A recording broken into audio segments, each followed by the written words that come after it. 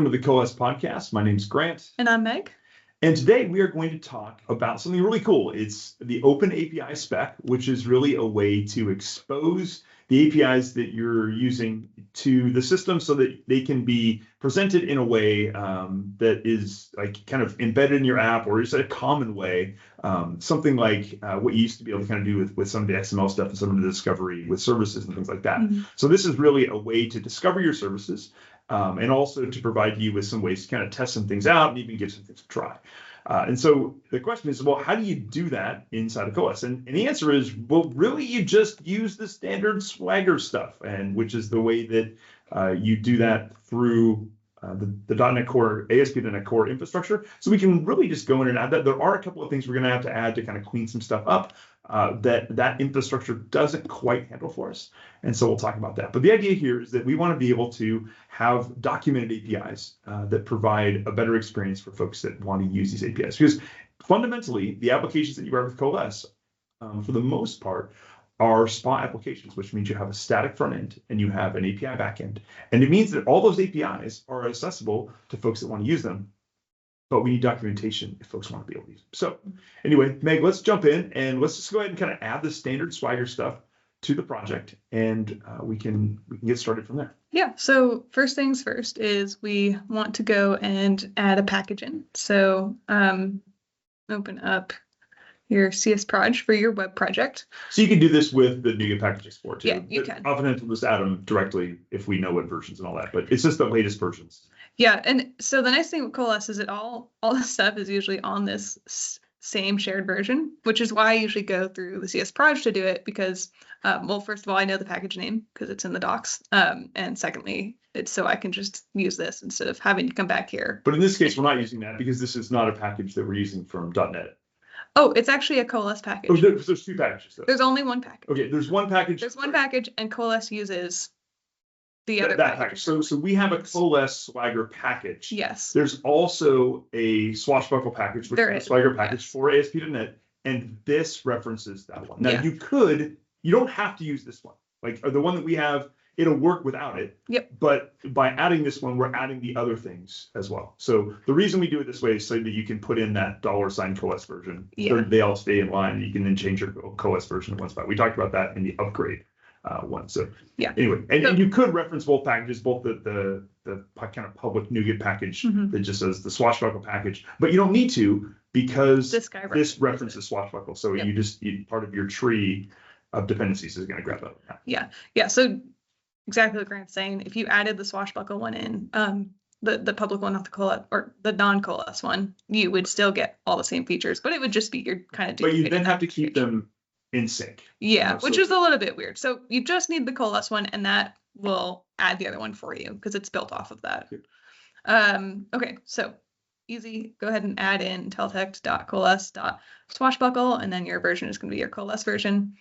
And now the next thing we want to do is hop over to our program.cs, and we want to come down here to services. So we're going to add some services and then put some stuff in the pipeline. I'm guessing that's kind of the typical pattern that we're using for all of our things. Yep. So we're going to say services dot add Swagger gen, and it should pick. Oh, well, let me stop my app. That would probably help. Yeah, that's going to be good. Whatever, store the packages and do all the things.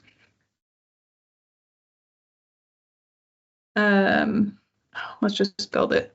And oops. Oh, there, it's figuring it out. Okay, great. Yeah, let IntelliSense catch up. Okay. It's your blazing speed. I know, it's thinking about what it wants to do here.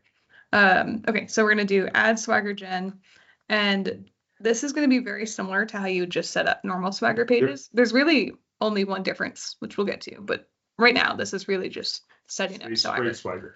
There's no Coalesce specific stuff yet. So you're going to add in your config options, and in here you would add in your Swagger. Oh, come on. Config does not exist. Add Swagger gen. Why is that mad? Yeah, hold on, let's look at some docs here. Add Swagger. Yeah, we'll link to the docs in the description. So if you want to walk this through, you can. Let's make sure this is using what I think it's using. Yeah, that looks right. Okay, I don't know what I did different, but now it likes the config. So I don't know. I think IntelliSense is catching up or something. Sometimes it gets a little bit confused. Okay, so Swagger doc. So you're gonna add in your docs, and then this is just kind of your version of your docs. This is where you can do versioning for your Swagger docs. You can kind of give it like a name. So open API info. This guy here. I don't really want to use the fully qualified name here, so let's just import that. By the way, what I just did there is if you click this and you do control period, it'll pop up your little using options. And title equals trivia app, I guess.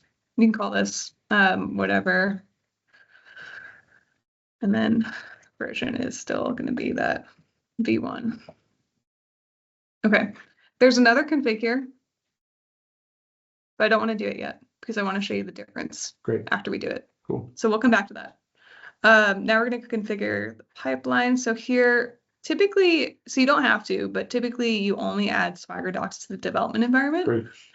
Just because you don't really want them on production because you really don't want people being able to scroll through all of your APIs and mess with them. Yeah. I mean, I suppose if that's kind of the app you were creating, yeah, that's then you fine, could. But in this case, we're not looking to do that. Yeah, maybe put some extra security around that if you did that. So anyways, we're going to say use Swagger. Again, this is a use. There we go. Use Swagger and app.use Swagger UI. Again, this is not Coalesce specific. This is just the general setup for Swagger. Great. Okay, so we've done everything. The Coalesce thing we didn't do. It's this guy here. But let's just launch it and see what happens. So this should give us a page at what, slash Swagger? Yeah, I think it's slash Swagger. So the routing and everything automatically gets set up. We're all good. Yeah. So if you just used the Swagger package, not the Coalesce one, this would still work. And these are not being served via Coalesce. They're just being served. It's just straight ASP.NET. Yep. Okay. Boom. There we go. There's all our stuff. Now, if we look at, let's say, question. Okay. This is a little ugly. So if I hit try it out, it lets you specify a data source. This is just a string value. So I have no idea, no discoverability about what that data source is. And then I have an object for my data source, which is going to take in, I believe it's whatever that object we had is correct answer ID or something. Yeah, right. Whatever we let it take in. But this is where you'd specify those parameters. But it's kind of hard because the whole point of Swagger is to document your APIs in a nice and discoverable way. And this is really not doing that. It's hard to read. And then behaviors really doesn't need to be here because it doesn't have anything. You can't change the behaviors. The front side, the behaviors are all on the server side because you don't want to have people using different behaviors. Yep. So this is like kind of weird to even have here to start with. So the way that we're going to fix this, super easy, one line. We are going to come here and we're going to say config add Coalesce. And this is going to add two filters for us, two Swagger filters that will kind of clean up that UI on Swagger pages. So let's launch again. So these are basically taking the stock things that the Swagger infrastructure is using, the swashbuckle infrastructure, and they're taking that and doing something more with it so that you actually get things that are really relevant to Coalesce, essentially adding more data. It's just adding filters to show you. Well, I'll show you what it's doing here. So it's adding these nice filters where you now have a drop down. So wow, that's so much better. Yeah, you can see your data sources. So now I know I can use the default data source, or I can use the questions data source, which I think is marked as the default data source. So I think these actually might do the same thing. But then here, instead of a big object that I'd pass in, I only have one thing for my data source, which is the correct answer text. So I can put that in here and I know exactly what it's going to be. Great. So now you don't have this, hey, you can kind of do whatever you want. It's it's a lot more constrained, which is nice because if I did whatever I want, it'd probably be a lot of guess and check if I didn't know what the internal code looked like.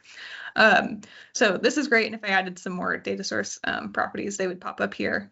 And then down here below it now has everything just kind of laid out for us, which is great. Yeah, very, very, very nice. So that it's pretty simple. This is a bit of a short episode. But And there is some more stuff that we're going to get to later, which is around security. Yep. And if we were to use JWTs and things like that, right now we're just kind of using the default security. We're getting to the point where I think we're about ready to jump into some security piece. We're trying to get some stuff ready to do that. Yeah, we want to have all the things set up before we do security, so we're not setting up all the things on top of security. It's a bit of stuff to set up security. Like there's a lot of steps, and just like in any ASP application, it's really not that much different. And we were going to almost not cover it because it's not really Coalesce specific, but we thought it would be helpful just to see kind of how you get that stuff set up and like how you would move from kind of the dummy security that we have to using something like full blown all the way over to like a JWT infrastructure. So anyway, great. Anything else? I think this is super cool. You can just go ahead and make your calls from here if you want to. You want to try that? You want to just do like a list call, like a question list call or something like that? Yes, let's do an actual call here. You'd see. You can probably just click it, right? I mean, yeah, we just have to kind of pick our data source here and then execute.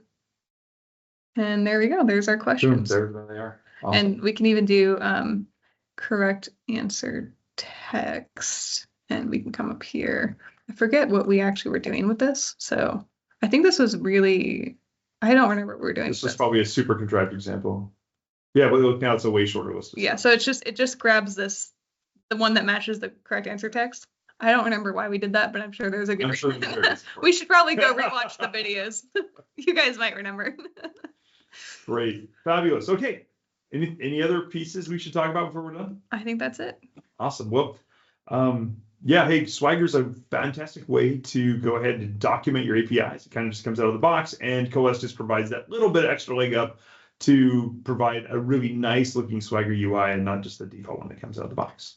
So until next time, keep on building awesome Coalesce apps.